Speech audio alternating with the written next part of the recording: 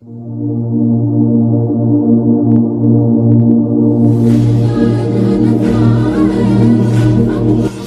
معاشرے کی بے حسی تو دیکھو،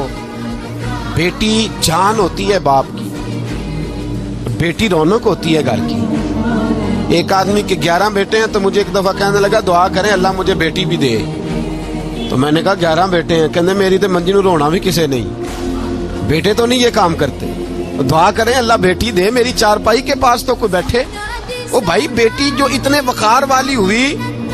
تو آپ پڑھیے نا، حضرت داہیہ کلبی کہتے ہیں اس شخص نے آ کے عرض کی یا رسول اللہ صلی اللہ علیہ وسلم میں نے 100 بچی زندہ دفن کی ہے، زندہ دفن، اور کہتے ہیں میری اپنی بیٹی، میں سفر پہ تھا تجارت پہ تو میرے پیچھے سے میرے گھر میں بیٹی ہو گئی، میری بیوی نے اپنے میکے جا کے چھپا دی، تو میں واپس آیا تو اس نے کہا بچہ ہوا تھا فوت ہو گیا، میں نے دفن کر دیا۔ جب بچی 4-5 سال کی ہوئی تو مجھے پتا چلا میری بیٹی ہے، کہتے میں اسے لایا اور میں نے اسے کہا میں تیرا باپ ہوں، تجھے تحفہ لے کے دوں گا، کھانا کھلاؤں گا۔ کہتے ہیں وہ میرے بالوں سے کبھی لپٹتی، کبھی میرے سینے پہ ہاتھ رکھتی، کبھی میرا ماتھا چومتی، پر میں اسے لے گیا اور لے جا کر میں نے گڑھا کھودا اور اس گڑھے میں اس بچی کو جب رکھا، اس نے باہر آنا چاہا تو میں نے اس کے سر پہ ضرب لگائی، جب چوٹ لگائی تو وہ دوبارہ گڑھے میں گری۔ میرا ویسے وجدان کہتا ہے کہ جب سے میلاد ہو گیا ہے، آج کسی باپ کی بیٹی اگر چارپائی سے گر جائے تو شاید وہ ساری رات سو نہ سکے کہ بچی گر گئی ہے میری۔ کہتے میں نے چوٹ لگائی سر پہ، خون بہا تو وہ گری، میں نے مٹی ڈالی،